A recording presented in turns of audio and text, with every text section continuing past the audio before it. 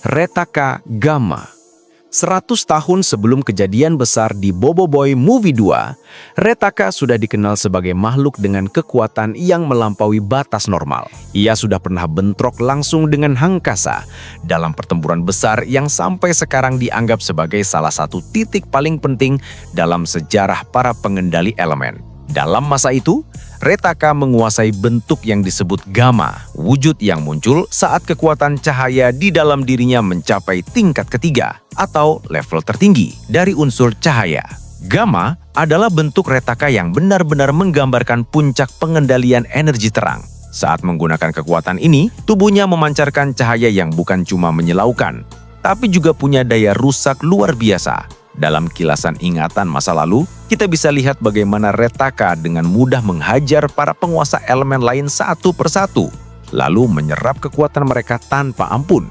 Ia sempat mencoba menggagalkan usaha Hangkasa yang ingin memakai Ochobot untuk menyatukan seluruh kekuatan elemen.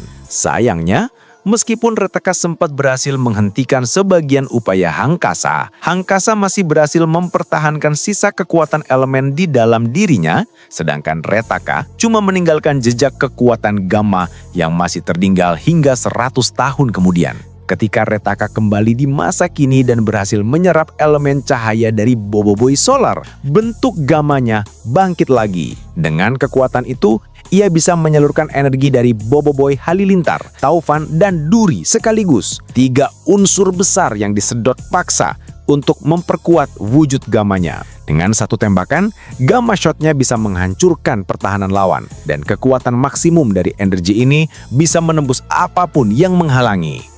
Serangan pamukasnya, Gamma Punch, adalah bukti betapa berbahayanya bentuk ini. Ia memusatkan seluruh energi Gamma ke satu tangan, lalu menghantam musuh dengan daya hancur yang bisa merobek pertahanan Hangkasa sendiri. Retaka Voltra. Kalau Gamma adalah representasi cahaya, maka Voltra adalah ledakan kekuatan petir yang gak bisa ditangkap mata. Bentuk ini muncul pertama kali ketika Retaka sedang berusaha menyerap energi dari planet Gurlatan. Di titik itu, dia meluluh lantakan seluruh pasukan guruhan dengan satu persatu serangan petir yang seolah-olah menari di udara. Kecepatan geraknya dibentuk Voltra bahkan disebut melampaui Ying, sang pengendali waktu dan kecepatan. Dalam wujud ini, tubuh Retaka bukan cuma bergerak cepat, dia seperti menyatu dengan kilat itu sendiri. Serangan yang datang dari berbagai arah bisa langsung berubah jadi badai listrik yang menghantam tanpa bisa dihindari. Di pertempuran antara Retaka dan Hangkasa, nama Voltra pun kembali muncul. Retaka menggunakan Voltra Movement, kemampuan untuk bergerak secepat kilat dan menyerang dari jarak yang nyaris nggak bisa ditebak. Tapi meski kelihatan tak terkalahkan, bentuk ini akhirnya dilawan dengan cerdik oleh Boboiboy Frostfire. Retaka sempat melancarkan serangan terakhirnya ke Frostfire, tapi diselamatkan oleh Ying lewat gerakan slow-mo speed, diikuti pukulan telak dari Yaya, dan ditutup dengan serangan naga api dari Feng. Momen itu jadi salah satu titik balik besar buat Retaka, karena di sanalah dia mulai menghilangkan kontrol atas kekuatan yang selama ini ia kumpulkan. Bahkan Voltra, yang dulunya menjadi simbol kecepatannya, kini cuma meninggalkan jejak kilat sebelum akhirnya padam. Retaka Beliung. Amukan angin dan kebrutalan langit. Setelah kehilangan dominasi Voltra, Retaka menunjukkan bentuk lain yang tak kalah mematikan, yaitu Tempest atau Beliung, bentuk dengan kekuatan angin tingkat ketiga. Kalau Voltra itu cepat dan menghantam langsung, Beliung lebih ke arah destruktif dan penuh kekacauan.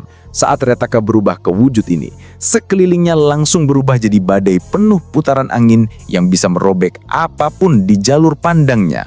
Dalam pertempuran melawan Hangkasa, Retaka dengan kekuatan Beliung hampir menutup segalanya. Ia menekan Hangkasa dengan serangan beruntun sampai akhirnya Boboiboy Blaze datang dan mencoba menahan.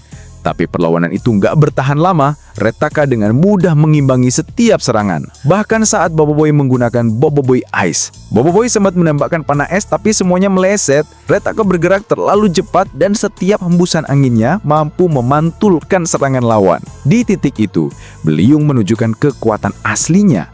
Serangan Tornado Round yang ia keluarkan bikin lawannya kehilangan keseimbangan total. Boboiboy pun tumbang diikat ke batu dengan kekuatan angin yang padat, sambil Retaka mengganti wujudnya ke Darkwood atau balak untuk menutup pertempuran. Salah satu ciri khas Retaka Beliung yang paling menarik adalah kemampuannya menggunakan rambut panjangnya sebagai senjata. Ujung-ujung rambut itu bisa berubah jadi semacam tombak angin, menembus pertahanan lawan seperti bilah pisau. Dalam versi komik The Evolution of Power, kemampuan ini digambarkan sebagai bentuk manifestasi kontrol penuh terhadap tekanan udara. Semacam perpaduan antara kecepatan dan tekanan destruktif yang konstan. Retaka Balak. Bentuk ini adalah representasi dari kekuatan daun atau tumbuhan pada level ketiga. Jangan tertipu dengan nama daun, karena di tangan Retaka, kekuatan ini bukan soal kehijauan alam, tapi soal kontrol penuh atas akar, ranting, dan energi kehidupan yang bisa dijadikan senjata. Retaka pertama kali menggunakan bentuk balak saat Bobo Boy berusaha kabur menuju planet Quaback. Di situ, ia mencoba menghentikan pelarian tersebut, tapi gagal karena Ochobot berhasil teleport tepat waktu. Tapi balak bukan wujud yang cuma muncul sekali. Ia muncul lagi ketika Retaka mulai menyerap energi dari planet Rimbara. Dengan tenaga planet itu, kekuatannya meningkat drastis. Saat Tapops datang untuk menghentikannya, Retaka sudah jauh di luar jangkauan normal. Dalam pertempuran itu, Retaka menggunakan kekuatan Darkwood Vines, memanggil akar dan sulur raksasa dari bawah tanah yang bisa menjerat, menghancurkan, dan menahan musuhnya dalam satu gerakan. Balak juga dikenal karena kemampuannya menciptakan Lock Hammer, sebuah serangan brutal di mana Retaka memanggil palu besar dari batang kayu padat untuk menghantam musuh yang sudah terikat. Dengan kekuatan daun tingkat 3, semua serangan ini jadi lebih kuat, lebih cepat, dan jauh lebih susah dipatahkan.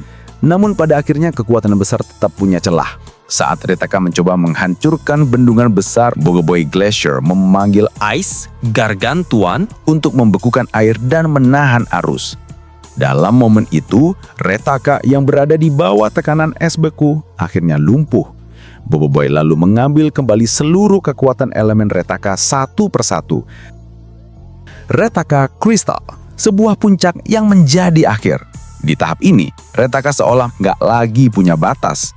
Ia bisa memanggil duri-duri kristal dari tanah untuk menyerang siapapun yang ada di depannya. Pertarungan terakhir antara Retaka dan Boboiboy Frostfire adalah klimaks dari seluruh perjalanan kekuatan itu. Frostfire dengan busur epinya mencoba menghancurkan gelombang serangan kristal yang keluar dari tanah. Tapi Retaka terlalu kuat, ia bahkan berhasil menangkap Frostfire di tengah serangan. Tapi sebelum bisa menuntaskan serangan pamungkas, Gopal muncul dan melemparkan Ochobot ke arah Boboiboy. Dengan bantuan Ochobot, Boboiboy akhirnya menyerap balik elemen kristal Retaka, mengakhiri bentuk itu selamanya. Kekuatan Crystal Spikes dan Crystal Scratch milik Retaka dikenal sebagai serangan paling ofensif yang pernah ia punya. Tapi di sisi lain, bentuk ini juga yang paling berat dikendalikan. Retaka sempat mencoba memperkuat dirinya dengan menyerap elemen-elemen bumi di sekitarnya. Teknik yang dikenal sebagai Elemental Drain. Tapi itulah kesalahan terbesarnya. Ketika seseorang sudah menggabungkan terlalu banyak kekuatan elemen tanpa keseimbangan, dirinya sendiri jadi wadah yang gak stabil. Dan Retaka jadi contoh nyata dari kejatuhan karena keserakahan kekuatan. Retaka Nova dan Retaka Blizzard.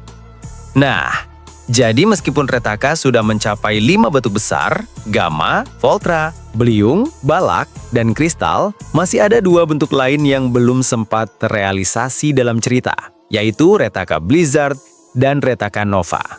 Keduanya memang sering disebut-sebut di kalangan fandom, tapi sayangnya tidak pernah muncul di film maupun dalam konsep visual resmi. Jadi, meski potensinya ada, kedua bentuk tersebut hanya tinggal teori.